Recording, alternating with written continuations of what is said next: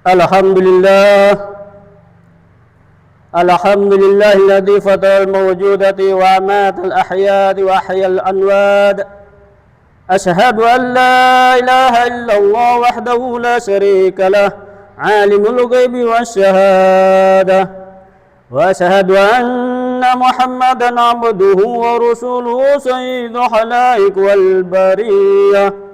Allahumma salli wa sallim ala Sayyidina Muhammadin sahibil ayat wal mujizat, salatan tutahhiruna biha min jami'is sayyiat, wa ala alihi wa ashabihi wa man tabi'ahum bi afdalis salati wa askat tahiyyat.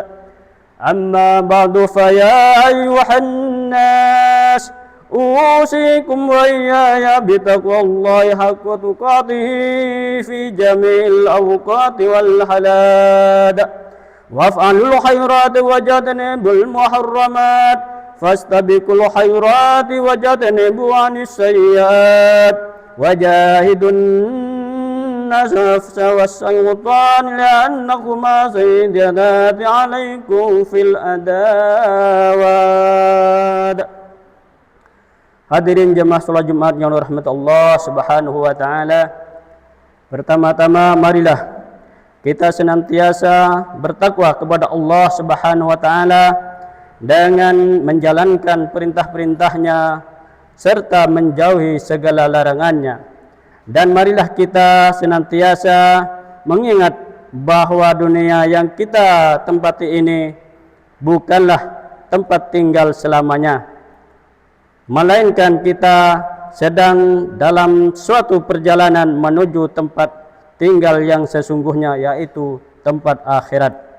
Jamaah salat Jumat yang dirahmati Allah Subhanahu wa taala, saya sebagai khatib kali ini saya akan mengangkat tema yaitu keutamaan di bulan Dzulhijjah.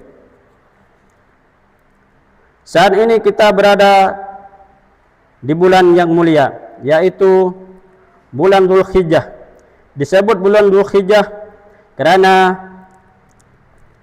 pada bulan ini ada 3 hal ibadah besar yang syarat dengan nilai-nilai tarbiyah, yaitu tarbiyah haji, sholat Idul Adha, dan kurban. Ada pula ibadah sunnah muakkad bagi yang tidak menunaikan haji, yakni puasa Arafah.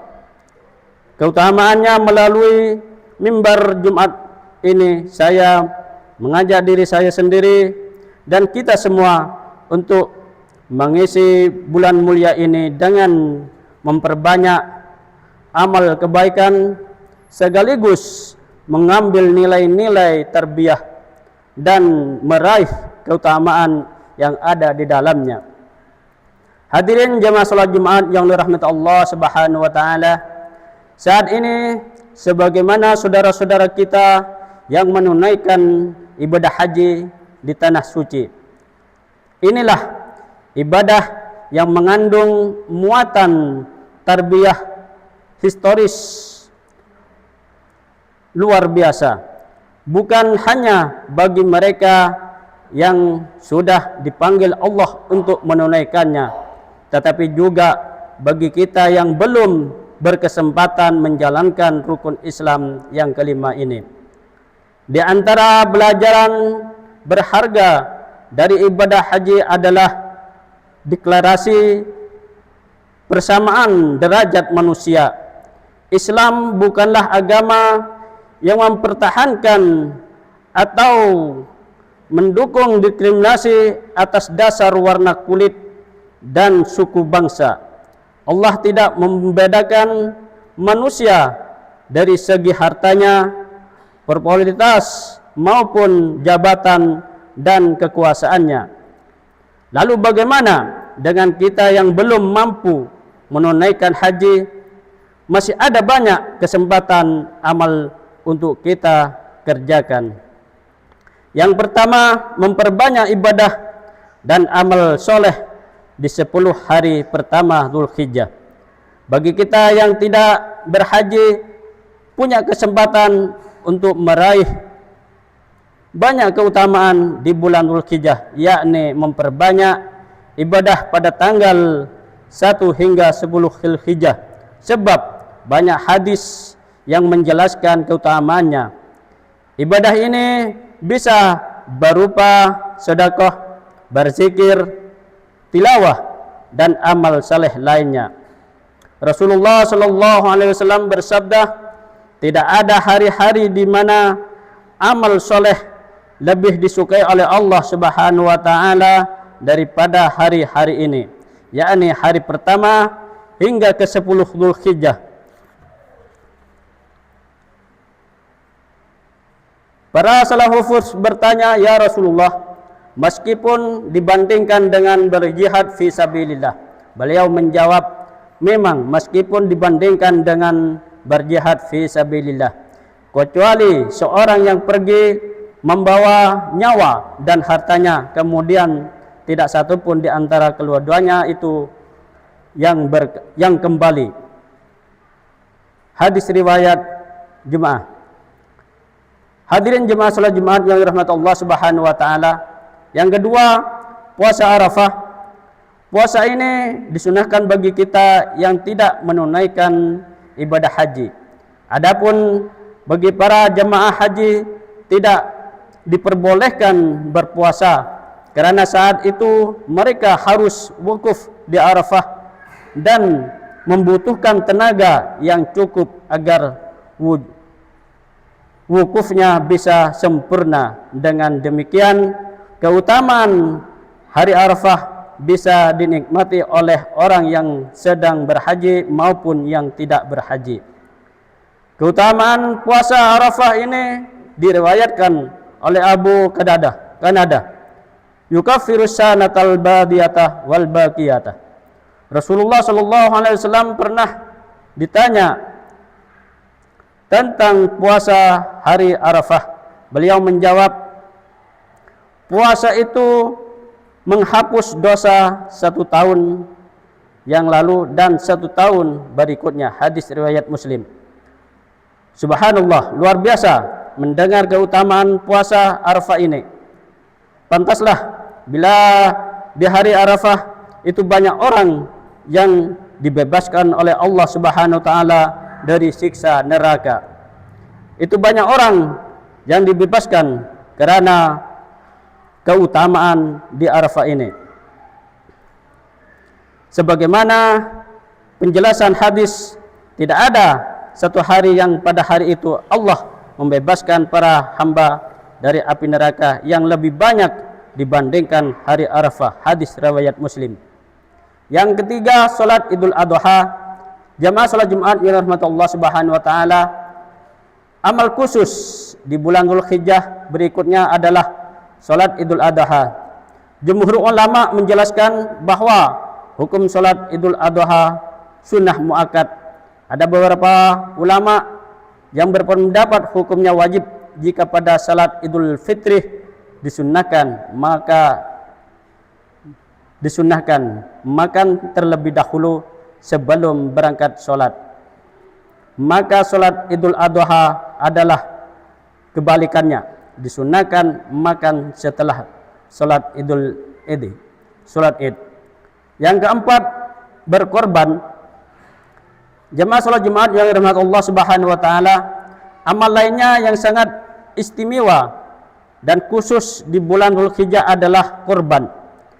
Ibadah korban syarat dengan nilai tarbiyah pendidikan, karena syariat korban adalah mendeladani perjalanan hidup Nabi Ibrahim dan keluarganya yang selalu tunduk dan patuh pada perintah Allah Subhanahu wa taala.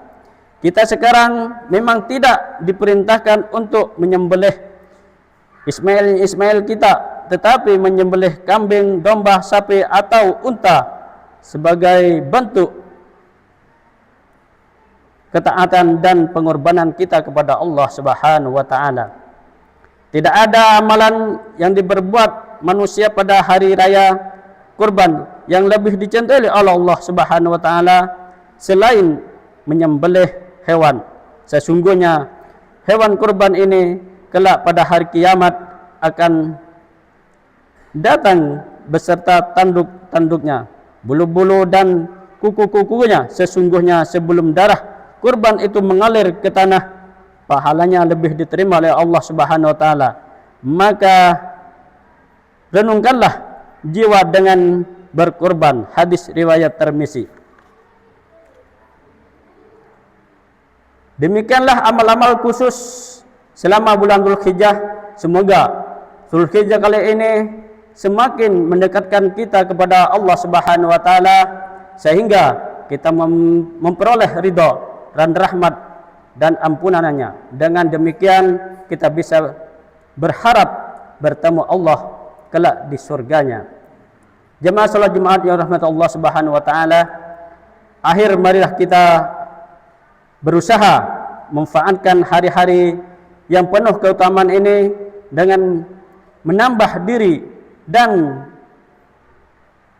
meningkatkan amal soleh kita.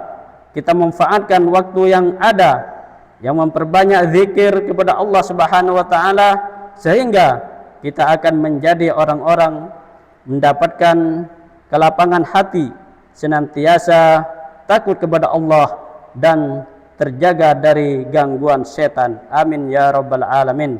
Barakallahu li wa lakum fil Qur'anil azim wa nafini wa iyyakum bima fihi min ayati wa dzikril hakim wa taqabbal minni wa minkum tilawatu innahu huwas samiul alim. Aqulu qouli hadza wa astaghfirullahal azim wa lakum lisairil muslimin wal muslimat wal mu'minin wal mu'minat innahu huwal ghafurur rahim.